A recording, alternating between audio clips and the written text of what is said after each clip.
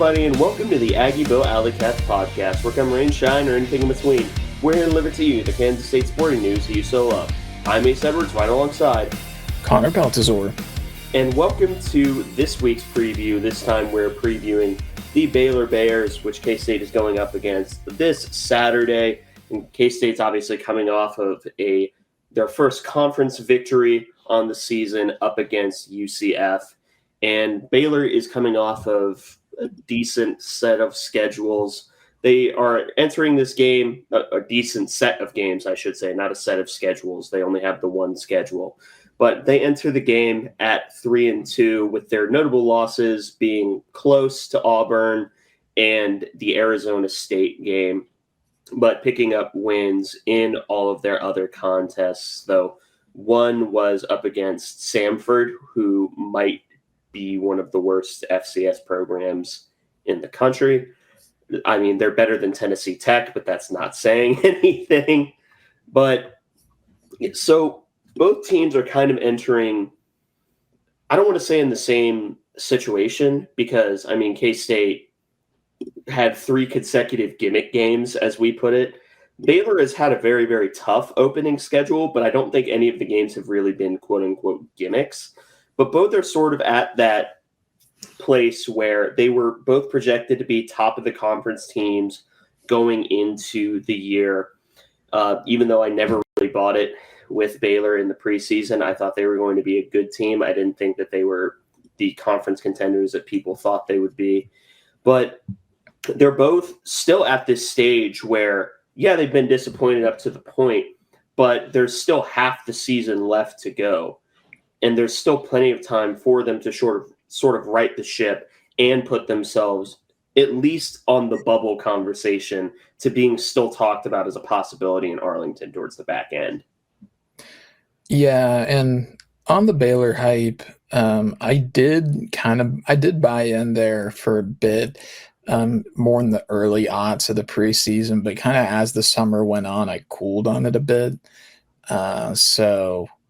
I can't say that I'm too surprised, but Sawyer Robertson has been as advertised, but beyond that, really, it has been a disappointing year for Baylor, which, they're, again, an immensely talented offensive team, but, they've dropped to this point probably the 2 biggest games on the schedule. So even though they're 3-2 with a nice road win over SMU in double overtime, you got to think that they're still really not happy with where they're at.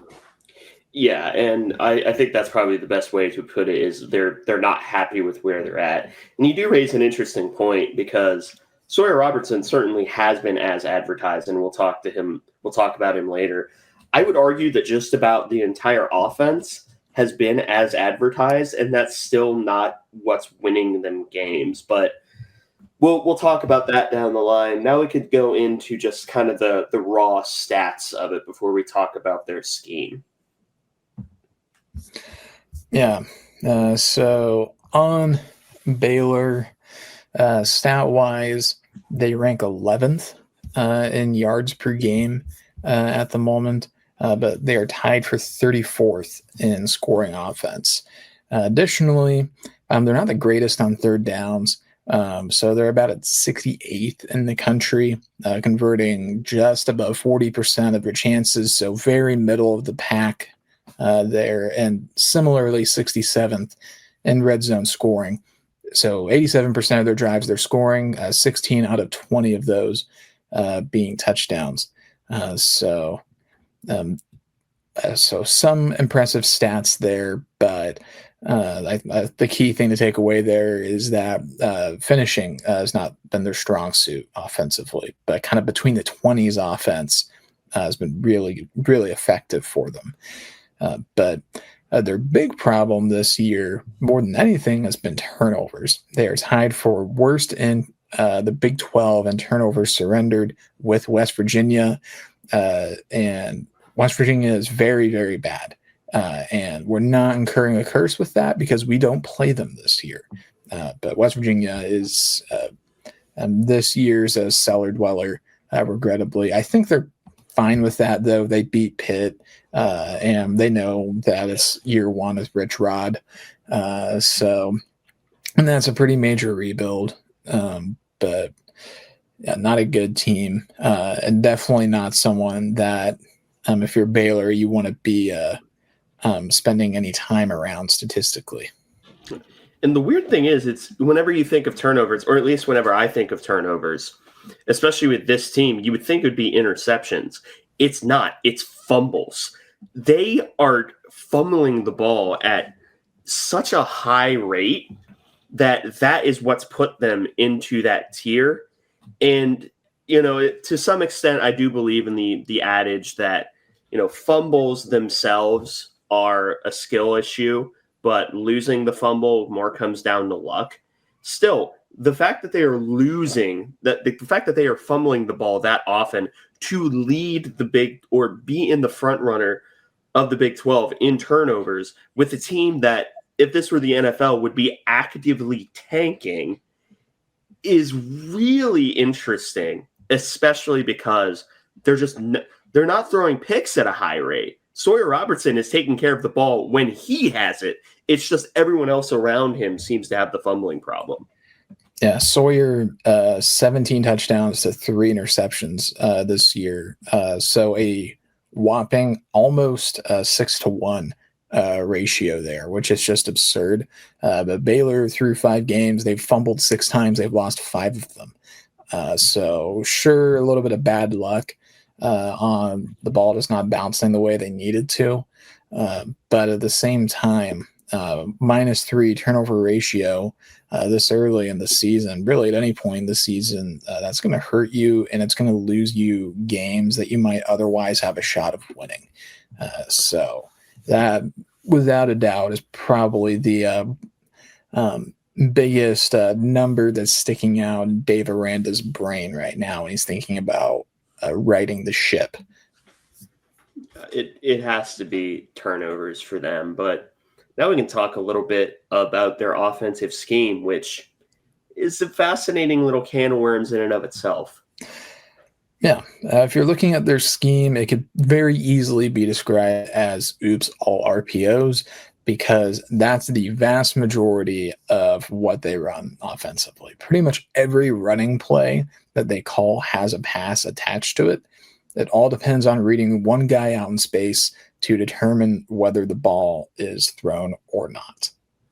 Yeah, and this is one of those games that if we are going to break out the old true 3-3 stack that we've run for the past few years, this would probably be the best game to break it out for. That and maybe TCU. So honestly, the fact that they're back-to-back in those games, that might be something to consider for them to just bring it back as a throwback, though the 3-3 hybrid /4-2 they have can also work.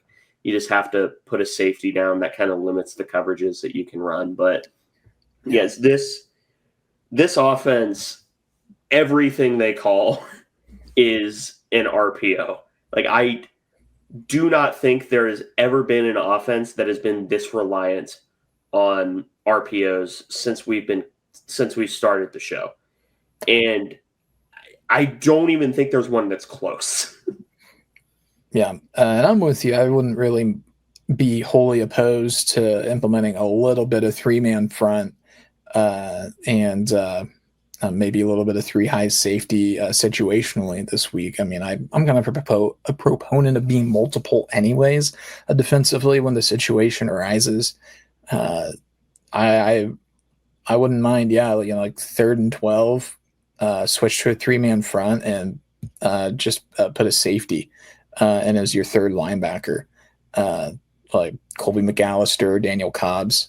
I just do that for your pure cover situations. I don't think we're going to do that, but I wouldn't be opposed to it. But speaking of the RPO, that style of play, that means that they're running it a lot because, what we've talked about their pass game a lot because of Sawyer Robertson. The first letter in that abbreviation is run. So It's a lot of inside zone in the run game, rarely a bit of counter. But the bread and butter still comes in the passing game, despite all of that. But the route tree is pretty limited, mostly hitches, slants, and the occasional fade route, because that's just more conducive to the RPO, the quick stuff, because the biggest thorn in the side of the RPO is an eligible man downfield. If you've ever played any of the new EA Sports college football games, you will know you need to get the ball out pretty quick. And that's because it's based on a real life game called football where that happens. So it's Bill Snyder got away with a lot of those on those pop passes with Jake Waters about a decade ago now. So, but yeah, and if you even just casually watch Baylor, you're going to see them throw a lot of hitch routes, a lot of slant routes. Like, it screams off the page for them. Yeah, and it is interesting that they do run as much RPO stuff as they do, because their rushing offense hasn't exactly been prolific. I think they have a total of like 740, 750 yards on the year compared to, nearly 1,800 passing yards. So in a lot of ways, it's, how the first letter in RPO is run in the run pass option. It's almost like they just run, pro instead, which is pass run option. Sawyer Robertson is going to try to find a way to spin the ball into a passing window if he thinks it exists. And I do think that this is a team that's very much missing. I think both of their top two running backs are injured, one at the beginning of the year and one before the season even started. So they are down in the running back room. That being said, I think they were going to be an air raid team anyway, but that sort of goes into the next point. Yeah. Personnel-wise, they're embracing that RPO style by running a lot of air raid, veer and shoot principles, screen passes, hitches, and most of all, the absurdly wide splits from the wide receivers. The times that they run a tight end, they've almost always used them as a wing tight end that can move around their offensive front. Yeah, and the main tight end they have is a tight end really in name only. But it is a little funny that, Baylor sort of come full circle, where they were, when Dave Aranda first got there, they were the more pro wide zone style offense. And then, of course, before Aranda got there was Matt Rule, who was a more spread style offense, but not necessarily the veer and shoot. And then before Matt Rule, what I think I'm missing a coach in between them, but before Matt Rule was the Art Briles team, which is arguably the progenitor of the veer and shoot offense as we know it to this day. So they've just kind of come full circle right back to the veer and shoot system that they had for so long under Art Briles. And I mean, it's working for them, but this is a team that has exactly zero vibes of an air raid team because, defensive head coach, known for running a lot more of the outside zone stuff, especially with Blake Shapen as their quarterback. But now they get Sawyer Robertson, and I would call them an air raid team. There are people who'd probably fight me on that, but I mean, I don't think that there's a convincing argument whenever they are not nearly, they have like 2.5 times the passing yards that they do rushing yards, and Sawyer Robertson is their quarterback. Yeah, and they have 216 pass attempts on the year to 173 carries on the year, 9 of those being sacks as well. So I think it's very fair to say that they're an air raid team, particularly when compounded with the fact that they're just a much better passing team in general, and the run game is kind of more a tool to keep defenses honest than to be a focal point of the offense. But Baylor has had weird running back situations for years now anyways. They kind of had a revolving door of guys that come in as freshmen, dominate, and then kind of fade into the background for the next freshman that comes in. So I don't know what the deal is with that, but being a good freshman running back at Baylor is kind of a curse at this point. A bit of a side tangent there, but it's kind of a death sentence, honestly, for the rest of their career. Yeah, I mean, look at Richard Reese. He had an almost 1,000-yard freshman season, and I think never crossed 400 for the rest of his career after that. God, and to think about. Yeah, Dawson Pendergrass played a lot of freshmen since then, hasn't really ever statistically gotten much better. Bryson Washington, I think, is probably the closest that they've come to breaking that curse. But he's kind of in the midst of a decent year, but we'll see, I guess. I don't know. Side tangent, it's stuff that I've long had this take on Baylor running backs, and I've never had an appropriate venue to really espouse it. You're not a captive audience, but you're probably not going anywhere. So I've heard this take, but I know for a fact you've never articulated it on the show. Yeah, so I don't know. So freshman running backs on Baylor, run while you still can is the takeaway there. Literally run while you still can.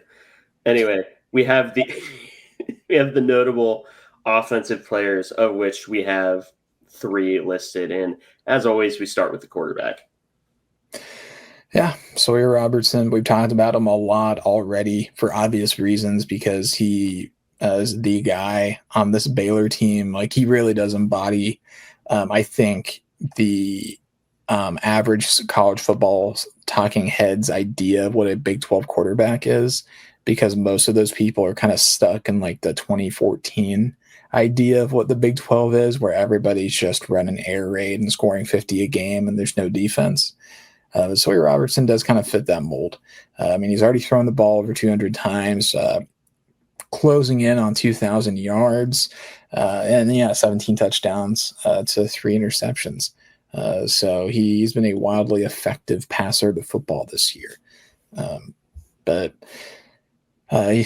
for Ace, he's your personal pick for best quarterback in the conference. I think I'd probably say the same. And he has just about everything that you'd want in a quarterback. A rocket arm. He's very accurate, and he is a very quick processor. He reads defenses really quickly. The only real flaw in his game is that he's not a particularly mobile quarterback. And at times he gets a bit too aggressive because he is just an inherently aggressive player. I mean, that's how you get 17 touchdowns and have at least 3 in every game to this point in the season. But it does also get you in trouble a few times. Yeah. And I think a decent comp for him is like tall, slow, or Noah Fafita. Because if you put Noah Fafita in Sawyer Robertson's body, that first off, that's terrifying thought. But Sawyer Robertson really is just the epitome of a gunslinger who knows he's good and still has a good ability to process a defense. So he's going to do a very good job at spotting his one-on-one matchups beforehand, and he knows exactly how to throw to that one-on-one matchup. And I mean, you look at his stats, weirdly enough, and this is one of the weird sort of eccentricities with PFF. That's a good SAT word for you. PFF doesn't like him for some reason. They have him rated as like a slightly above average quarterback, which I do not agree with at all.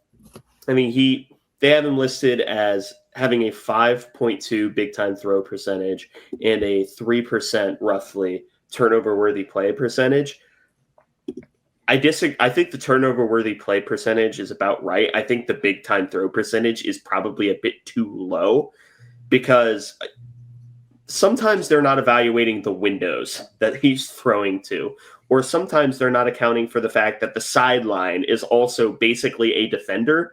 So him making an insanely tight window throw when the sideline is the main defender, I don't think they count that. which I think that's just kind of a fundamental difference in how I evaluate quarterbacks versus how they do. But yeah, Sawyer Robertson would be my pick for the best quarterback in the conference, just because the only tool that he doesn't have in his tool belt is he's not an option threat. He's not a big running threat. Yeah. And even then, in this offense, you don't really need that. No, I mean they already have the option threat in either the running back's going to run or he's going to throw it. I mean, obviously, if he was mobile like that, would be an issue in of itself. And I wouldn't really have any expectation that we'd be able to stop him. But God did nerf him in the womb just in case. So, but no. So, Why, Mama?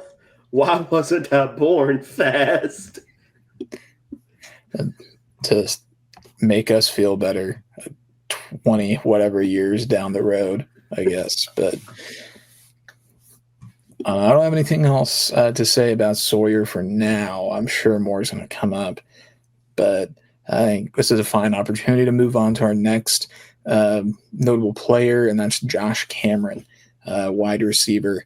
Is a name that you're probably at least a bit familiar with, or if nothing else, sounds like you've heard it before. That's because he's been an active player in the Baylor offense for pretty much his entire career. I mean, go back to 2022. When he was a freshman, he had 28 catches for nearly 400 yards, which is a very similar stat line to what he has this season already. But last year, he really broke out, had a 10-touchdown year, 52 catches, 750 yards. This year, I mean, he's already off to a really great start. Perhaps despite all of that notable statistics, maybe the most notable thing about him is that he wears number 34, which is very strange for a wide receiver. Because when I think of 34, I think of Alex Barnes, Yep. Who was decidedly not a wide receiver. And so Josh Cameron, I'm sure there's a reason for him wearing number 34. I'd like to know what it is so I can try and justify the fact that exists. I've always thought it was because he started his career as a running back, because he has running back size. He does have that frame, and that would make sense if that's true. I did not know that. But that would definitely check out if nothing else. But yeah, he's, like I said, basically a running back who plays wide receiver. He's a yards after catch nightmare to deal with, because he's really great at breaking tackles when he gets the ball. He's a weapon in the middle of the field just because he's so tough to bring down. And that's not to discount his long speed either, because he's a very good deep threat too.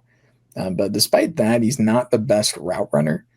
He's not getting an absurd amount of separation on his own, and relies a lot on scheming to get him some free space so he can make the catch easier. But, that's not, again, like, not to discount him. I mean, the production more than speaks for itself. He's almost certainly going to finish his career as a 2,000-yard receiver over 4 years, and that's a wildly difficult thing to do. So, I mean, he is just an objectively good wide receiver. I mean, he's on pace to smash his stats from last year. So we're going to have to do our best to contain him, because he is going to be a major challenge for the secondary. Yeah. And you have basically summarized everything that makes Josh Cameron so scary as a player. I mean, he is fitting into that Brandon Ayuk, Deebo Samuel, Bryan Edwards sort of role, where he really is, you get the ball and then just watch him get 10 yards after he originally catches the ball. The only real thing that I have to note on this is perhaps one of the most ridiculous stats I have ever had to read off on one of these episodes, and that's including I remember this specifically. The Tulane right guard having a 0 PFF grade going into the game up against K-State. That aged beautifully, but he has a total of 6 targets behind the line of scrimmage. Despite this, that is his highest yards after catch per reception. That is his second highest. The first one is the deep ball. So he is either catching a fade and housing it or taking a screen pass and gaining, this is not a joke, an average of 11 yards per reception on a screen pass. Are you joking? Yeah, that is just not fair at all. And I think lends it to the currently conspiracy theory, but working to confirm idea that Josh Cameron did start as a running back. Because like that, to me, it speaks to an ability to see the field in a really effective way and have maybe most importantly, a good ball carrier vision. But 24/7 Sports, his recruiting profile, I think it lists him as a wide receiver. So I guess he just decided to be 6'1", 224 as a receiver, which I'd say there's nothing wrong with, but there kind of is, but he just makes it work. So yeah, I just can't get over -2 average depth of target on screen passes. 11 yards per reception. Yeah, that's just not fair at all. And I do not like it. Also, he was very under-recruited. It was just Baylor and Texas State that offered, and I think he was a walk-on. Jeez. So they really kind of plucked him out of the backyard, and nobody was really after him like that. So, wow. Yeah, that's crazy to think about. So it's a great story. However, he is a nightmare to deal with. So I just wish we didn't have to experience the story firsthand. Yeah, let's not let him have a massive game against us or some highlight play that forever gets immortalized and like all of the like motivational TikTok edits that will be made of him come draft season. So that is our mission this weekend, is avoid being TikTok fodder for Josh Cameron. We'll see if that works. But one can hope, right? Yeah, but that'll take us to the last notable player on offense. That's Michael Trigg. He's a tight end in air quotes. That's mainly because he doesn't really do any of the inline tight end stuff that you would expect from someone that is listed as a tight end. But what he does do is create major matchup problems for defenses simply because no one has his blend of size and speed. He's not even a particularly technically sound player. He's just someone who's really tall and fast enough to be a problem for linebackers and safeties. So while he is capable of a flashy contested catch, he does have a bit of a drop problem this year. So in short, he can burn you on the difficult stuff, but he's not a consistent player by way of technical refinement. And he's their second leading receiver this year, I believe. Tied in receptions and just ahead of Kobe Wilson in yards, but does have 4 touchdowns, which is second on the team. Yeah. And I'll just think about what you just said, and I'll also tell you that he's 6'4". Does that remind you of anyone? Yeah, it kind of does, actually. So, but I'll let you say it. Yeah, it's this is, I'm not going to call him fat Malik Knowles because he's not fat. He's built like a tank, but he's a Malik Knowles who plays tight end. He is horrendously inconsistent. In fact, there is of the times that he has received more than 10 targets, his reception rate is about 60%, which is god awful. But like that is stinky, smelly poo poo. Like that is awful. But he's so flashy as a player, and he will make the ridiculous highlight reel catch that you almost kind of forget about that. So it really is. We used to make the joke with Malik Knowles. Spec catch was 99. Normal catch was like 53. That's Michael Trigg again. And then you put him into an offense that maximizes space, and he's fast. That is what makes him so dangerous in this offense in particular. You put him into any non-veer and shoot offense, he probably just ends up as another, oh God, this is a poll, like Jared Wiley from TCU. Do you remember Jared Wiley, current Kansas City Chief? Yes, I do. I do remember Jared Wiley. I remember him being a nightmare for us. Then again, Baylor has also had a bunch of like nightmare tight ends for us. It's just another in a long line. Yeah. I mean, he's a very talented player. This is also his third school. He started at USC and was at Ole Miss. Now been at Baylor for a couple years. And he's it's not like he was like bad at those other places either. He wasn't like hyper productive, but he did have at least one touchdown every single year. No matter what school he was at. So he has been an effective piece of multiple offenses. And then, when you watch him play, two things really stick out. And the first is the lack of technical refinement, and the second is the athleticism. He just kind of has that look, almost kind of like a like he's kind of got the build of like an undersized post player that transitions to a tight end, like for NFL tryouts. Like he's kind of got a similar build, but a bit shorter. And so he has that natural athleticism and kind of like twitchiness, and like kind of glides as he moves, particularly for his size. But he's still going to be a major threat for K-State. And a difficult player to deal with. Just given his athleticism and size, it'll be a tough matchup. But I imagine we'll probably see Quay Moss is up to the challenge. And if you're looking for like an NFL comp, that actually triggered my memory. Shorter Jimmy Graham, because Jimmy Graham is 6'7" and literally did play basketball. Yes, that is exactly who I was thinking of when I was watching his highlights. So, but Trigg, very, very good football player. Basketball, no idea, but no, he's a good football player, and there's going to be a challenge. Although, really, Baylor has plenty of weapons on the offense that can be a challenge. Kobe Prentice has 16 catches this year for Baylor. 5 of them are touchdowns. So potentially frustrating. Yeah. And another frustrating part of them is the offensive line, or more or less how the offensive line kind of gets eliminated. Exactly.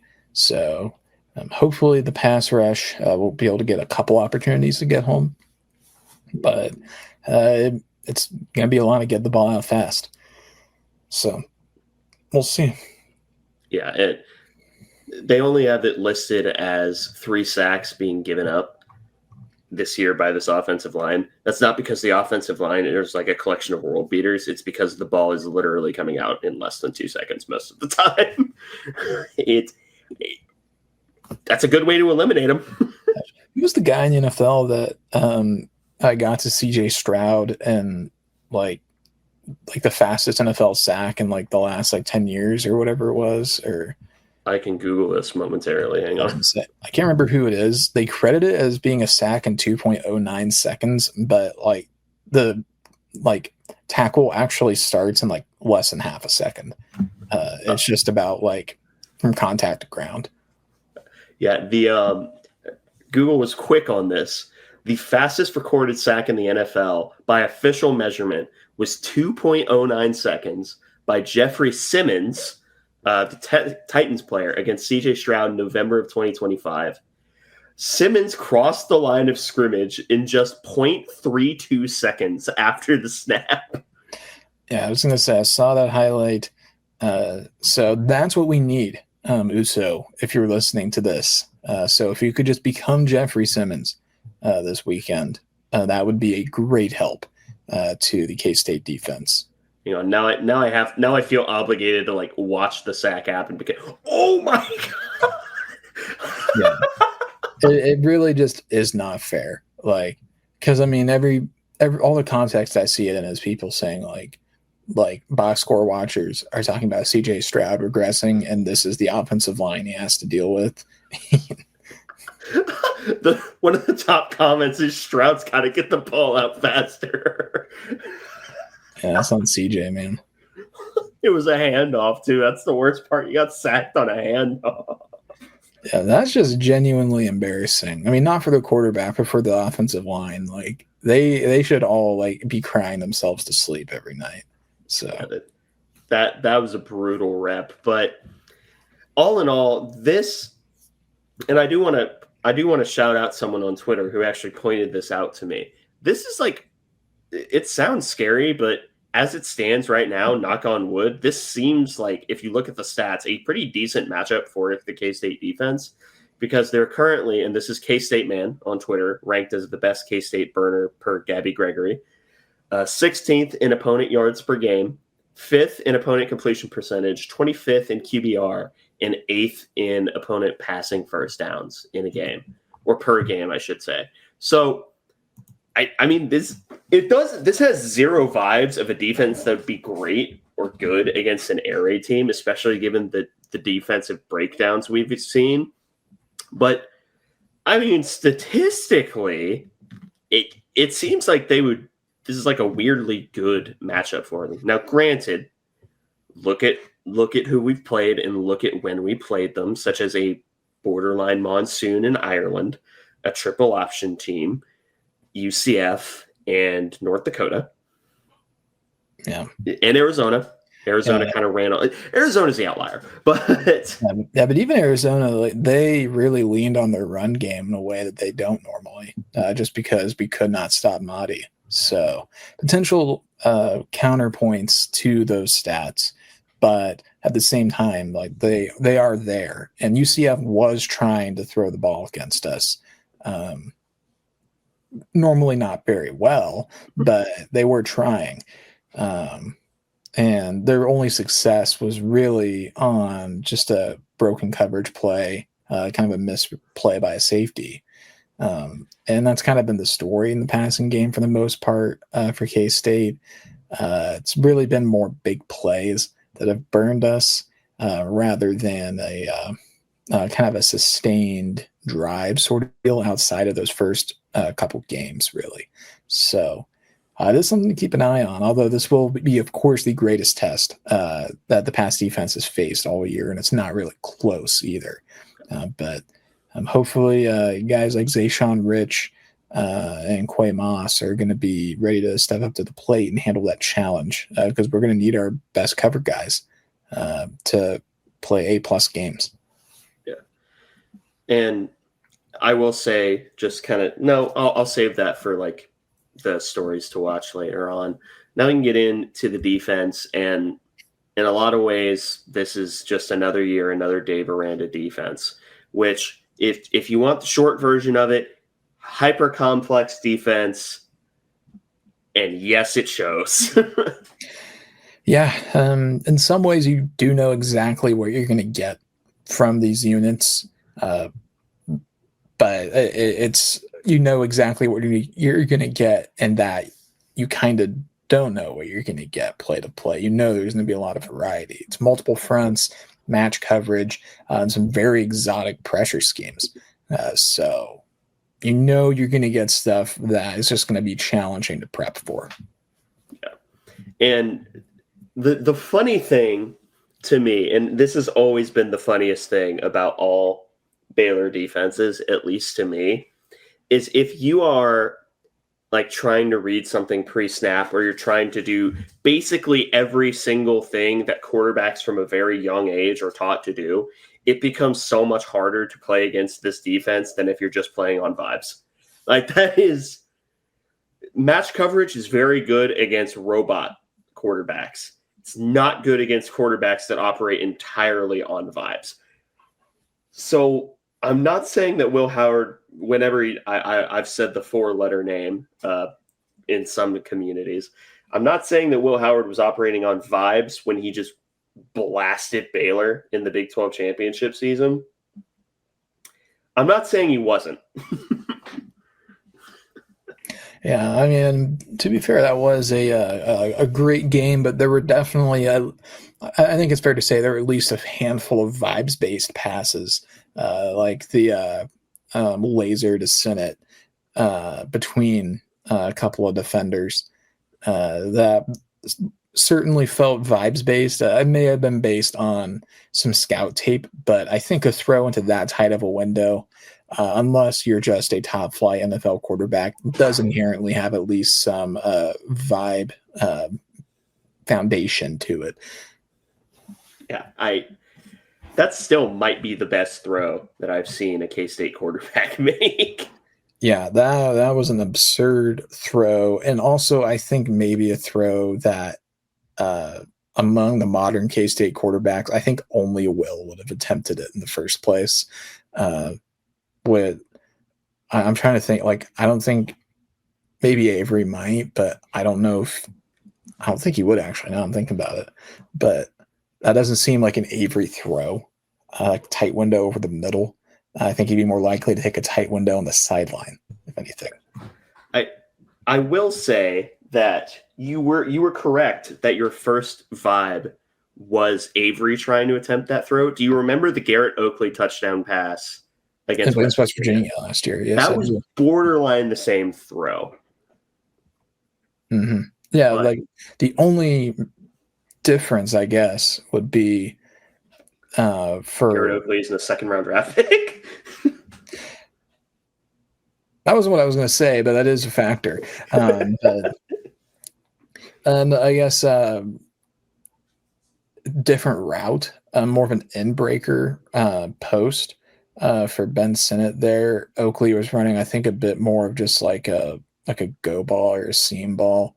Yeah. And it was fit in perfectly. But like it was a crashing down safety as opposed to kind of crashing inward defensive backs with Will.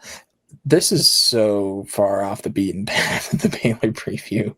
Listen, it's necessary. It illustrates a point. It does. I suppose that is true. But I guess this has kind of been a vibes-based preview. We really have kind of been freeballing it this episode. Hey, that's fine. I'm having a blast. I think they're probably a bit more entertaining. But anyways, back to reading bullet points. By the numbers, Baylor hasn't been great this year. 90th in yards given up, 105th in points per game, 67th in third down conversion rate, 38%, which is very similar ranking to their offense, actually, where they're just kind of right in the middle of the pack. And they're in the tie for 54th in red zone scoring percentage at 81%, with 9 out of 16 drives ending in touchdowns. And when you look at the culprit of their struggles, though, for Baylor, it is the running game. They are 114th in the nation in rushing yards per game, just 2 spots ahead of K-State, who's, of course, been awful against the run this year. Not only have they been awful against the run, they've played a triple option team. So you kind of have like the caveat there. But yeah, Baylor's been awful up against the run this year, and they haven't been too much better up against the pass either. And I think it's entirely just because of how their defense is structured. I think in some ways, whereas Dave Aranda, was this revolutionary defensive mind who really was one of the progenitors of the like 3-3 tight front or the hybrid fronts that we've seen a lot of in modern college football. He was one of the first people to sort of run that type of defense.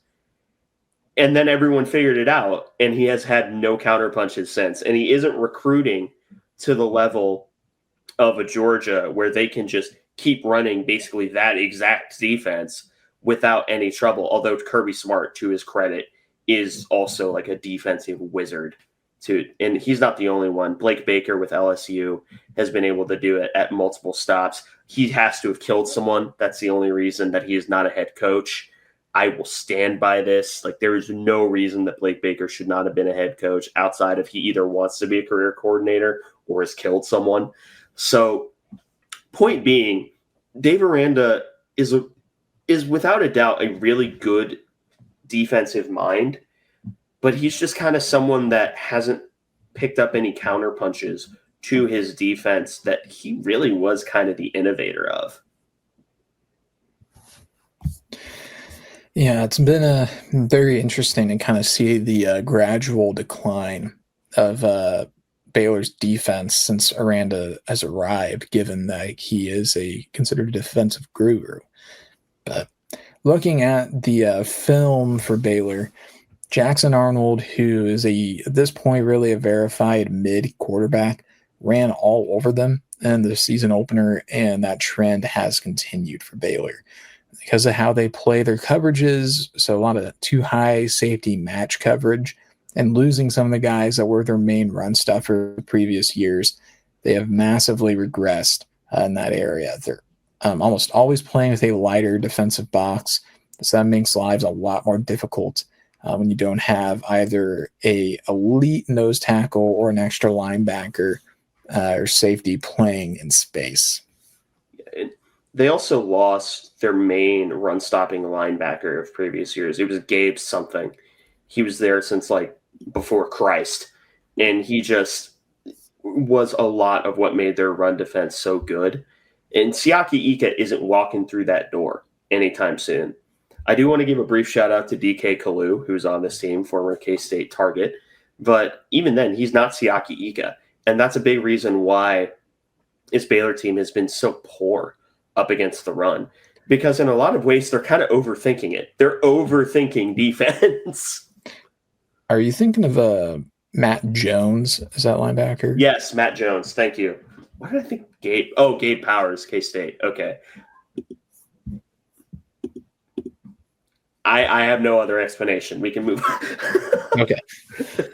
But now, speaking of coverages, we've talked about it a bit already. But Baylor, they run pretty much exclusively match coverage and some very elaborate versions of them as well. To pretty grossly oversimplify here, match coverages are more rules or if-then statements than designated assignments. So if a guy crosses your face, you follow him everywhere, and so on. While this can help make the pre-snap looks a lot less useful, they're also a lot more complex for players to understand, which can lead to some avenues to exploit on offense because sometimes players are going to get confused about what their rules are. That's why match coverage is pretty sparingly used in college football. You have to be a very intelligent player to make them run well at the individual level, and then multiply that times minimum 3 on every play. And you get why people kind of start to shy away from match coverage. Yeah, because in order to properly coach match coverages, you have to – there are so few people that have been able to coach them well. And that's even some of those guys are just straight up like you are at a borderline Ivy League school. So like Stanford, Michigan, they ran those just because they're really, really smart people that go there. Or you have the people who just coach them so well and can get players to understand them, like your Nick Sabans, your Kirby Smarts. And then you just kind of have there is a massive tier gap between coaches who can effectively coach match coverages to people who aren't geniuses and then people who run match coverages anyway. Because, I mean, there are so many rules to David. I posted this on Twitter, I think at this point it's been about a month. I posted it on Twitter. I posted one of Dave Aranda's calls against one type of offensive structure. And I think, if I'm remembering correctly, each and every position had 4 rules that they had to remember all at once and process within about a half second, or they're out of position. What the hell is wrong with you? Dave Aranda just doing law school at Baylor? He might. I mean, Baylor does have a law school. Well, now they have 2. The Baylor Law School and the Baylor Football Secondary. Yeah, I don't get it. I don't get why you would run. I get running like some versions of match coverages. I am not on board with the everything has to be a rule. I mean, because every defense to some degree runs a version of match coverages. Like, you're very rarely going to see like true spot drop zone, which is like, here's your area on the field. If no one's there, enjoy the playoff. Like, you're not going to get many of those. However, you're also not going to get a law school fact pattern every single time the other team lines up on the offensive side of the ball, and you have to calculate pi to 3 different triangles while you're trying to study where the quarterback's eyes are. You don't do that. And there's a reason you don't do that. And because of that, it's not, they don't really have any star players on their defense. The last thing that I really want to note, like schematically, is they are horrible at tackling this year. They are like one of the worst in the country. They have over 60 missed tackles in 6 games or 5 games. They're averaging 12 missed tackles a game. Good math. Oh, yeah, that is horrifying stuff. I think every team thinks that their team is that bad at tackling. Baylor fans, yours actually is, regrettably. Yeah, I regret to inform you. Yes, you are indeed that bad at tackling. So I think that really wraps up the more general notes, and now we can sort of talk about, K-State versus Baylor as in a matchup. The first thing that I will say is the nanosecond that I see us not playing press coverage on the slot receiver in this offense that is going to throw the hitch route to that slot receiver or the receiver right next to them, the moment I see us not playing press coverage on that guy, I'm going to be upset. I'm going to be upset about it. Because that's kind of how you shut down a good portion of this offense. Because if you play press coverage, yeah, they can run the slants. You can still play inside leverage on those. And then the only thing that you can really get turbo beat on is the fade ball, which granted, Sawyer Robertson, that is scary. That is a legitimate threat. But I will take my chances on making Sawyer Robertson throw 10 to 15 fade routes in a game than I will take him doing 20 to 25 hitch routes and then watching Josh Cameron absolutely destroy some poor defensive back who never stood a chance in hell. Yeah, I'm with you. We definitely need to run some press because of just how likely it is that they're going to be running some more short stuff, particularly on Josh Cameron. We need to stay in press. But then on a similar note, this is going to be a huge week for the safeties as well because Baylor will take deep shots. So it's going to be huge that we make sure our safeties are prepared for the play action deep shot, or they're prepared for a slower developing RPO with like a hole shot.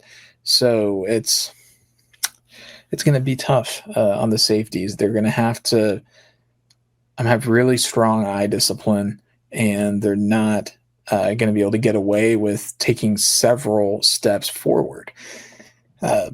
Their first step probably needs to be backwards.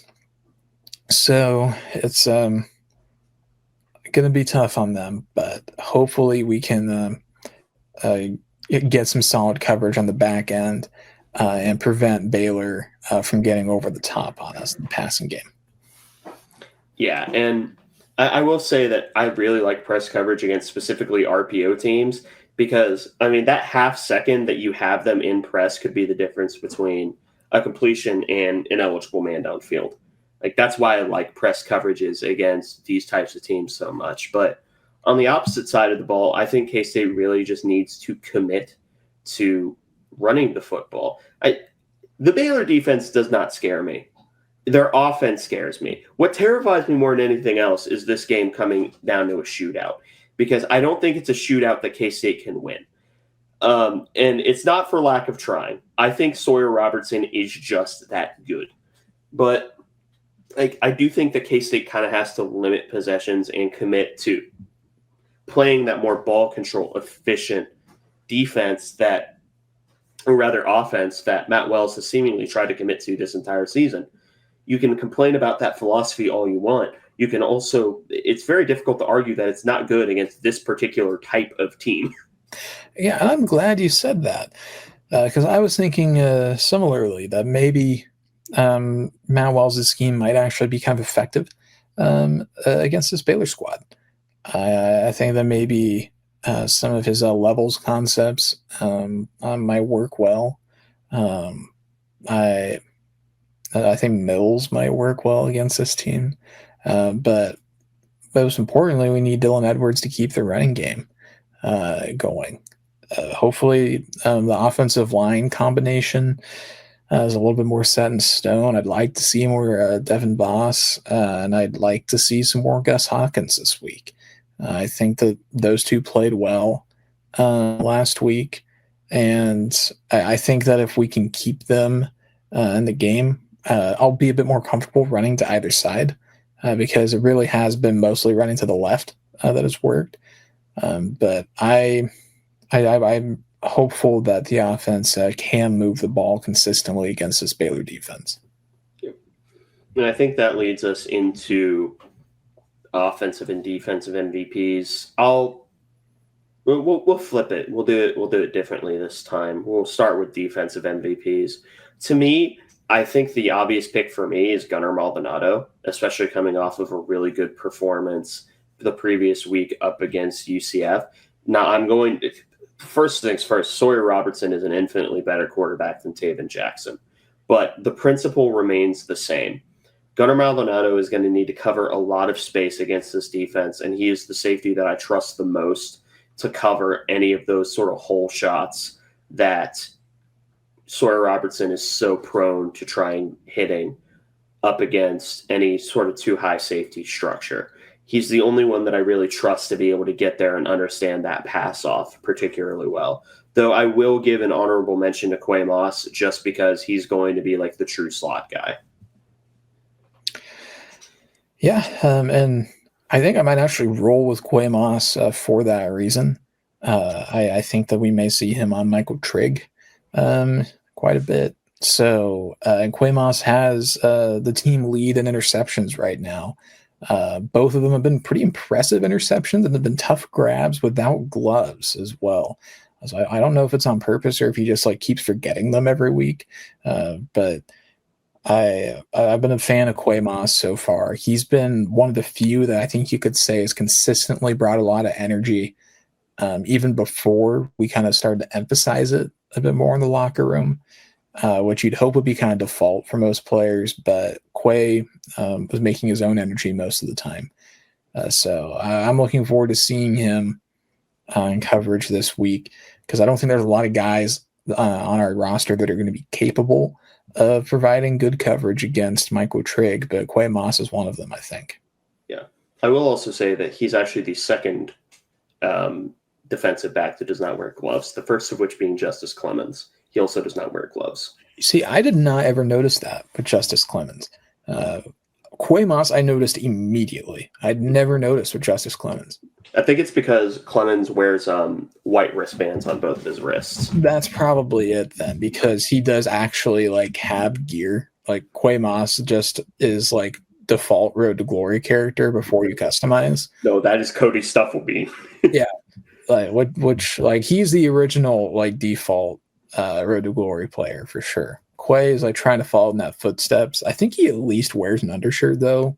Like Cody just shows up. Like I don't think he'd wear a jersey unless they made him. Bro would show up without pads if they let him. Well, he's got that old man strength at this point. So does he have dad strength? I know Leo has dad strength. I don't know if Cody has dad strength or not.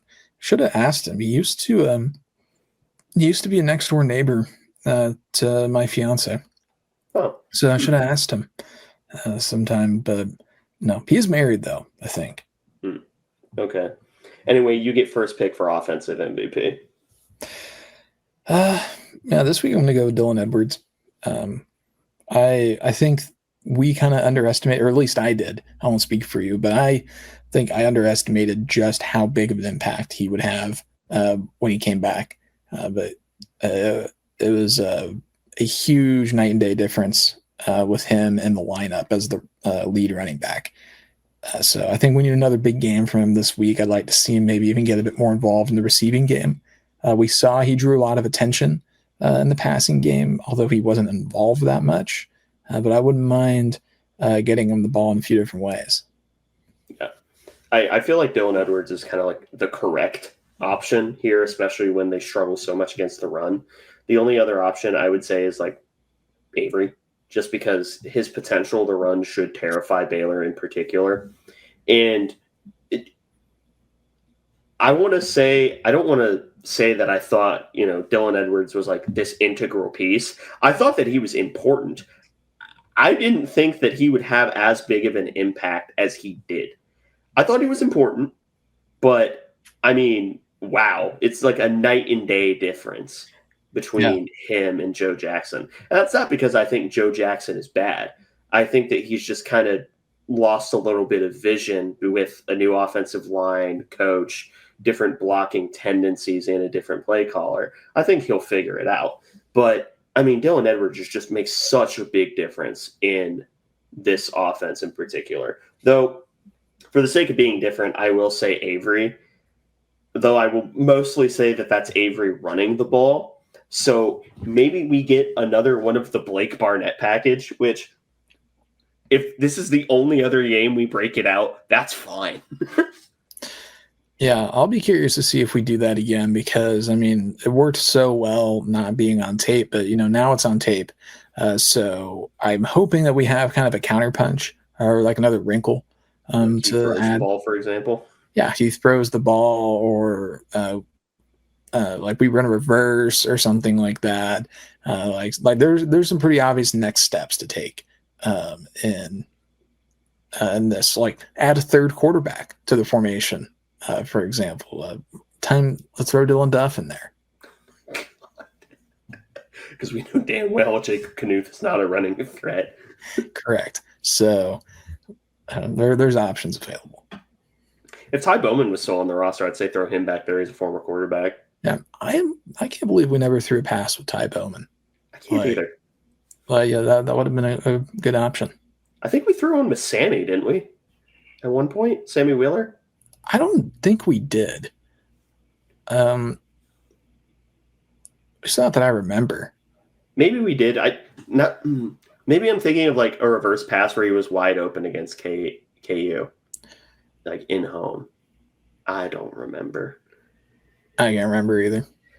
Anyway, now we can get to the part where everyone's looking forward to, as my cat is now looking to probably try and climb up my jackets. There she goes. She is now on the top shelf of my closet, sitting on the towels. Anyway, the part where everyone is looking forward to, and that's the sort of projections for whether or not we win this game. You asked me a week ago, I would have said no, absolutely not. I would have been so concerned with how the defense has played and how the offense really hadn't come up with any answer in the running game to say that we would have won. However, UCF happened. And I think that is on the two ends of extreme. I do think that UCF is more representative of this team because that's closer to what Iowa State was. Honestly, if you're looking for like a truly representative game, I do think, weirdly enough, sans the rain, so like the second half is pretty representative of what this K-State team would be on average. Again, take out the rain, take out the field being awful. And I do think that this is a game that's really uncomfortable for K-State. I do think Sawyer Robertson is going to get his. I do think that Josh Cameron is going to inevitably break a long screen pass or a short pass just because that's the virtue of this offense. However, I do think that K-State ends up walking away victorious because they're going to do a better job of controlling the ball and sort of not letting the game turn into a track meet. Game turns into a track meet, we lose. Yeah, I actually agree. I was planning on predicting this game as a loss up until a couple days ago. But today I'm thinking that K-State actually does come out on top. I've got them winning 34-31. I think Luis Rodriguez will hit a few clutch field goals in this game.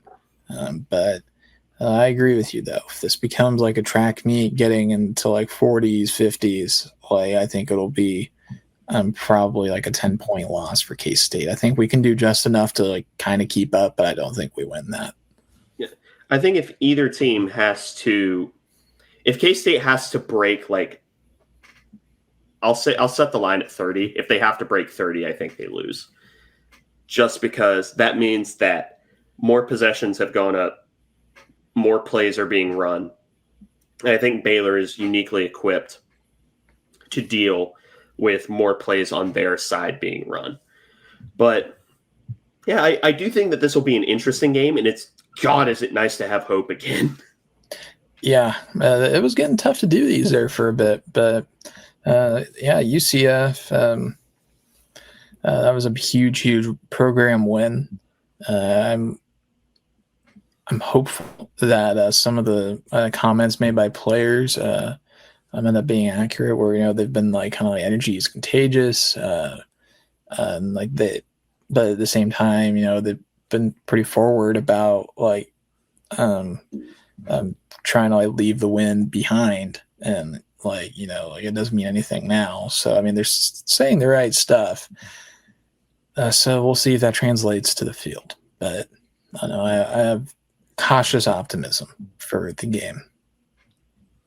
You have any final notes before we sign off? I hope that it cools down by the time we play TCU. Yeah, the warmth, I don't like it very much. I'm kind of tired of summer now. Like it's we're recording this on the last day of September. Like fall has started. So please let it actually. Let's actually start fall. I would like to wear long sleeves like once before the time changes. Oh God. Anyway, thank you all for listening to this episode of the Aggieville Alleycats podcast. If you want to follow or contact the show, you can follow us just about anywhere at Aggieville Alleycats. And if you want to email us, we're AggieVilleAlleycats@gmail.com. If you want to follow us on a more personal note, I am at ACEdward00. I'm at Connor Baltazar, capital C, capital B. And if you want to support the show financially, please be sure to check out the official Aggieville Alleycats merch store, link found in our podcast and Twitter bio. But most importantly, thank you all for listening to this episode of the Aggieville Alleycats podcast. Where come rain, shine, or anything in between, we're here to deliver to you the Kansas State sporting news that you so love. Stay safe, Alleycats.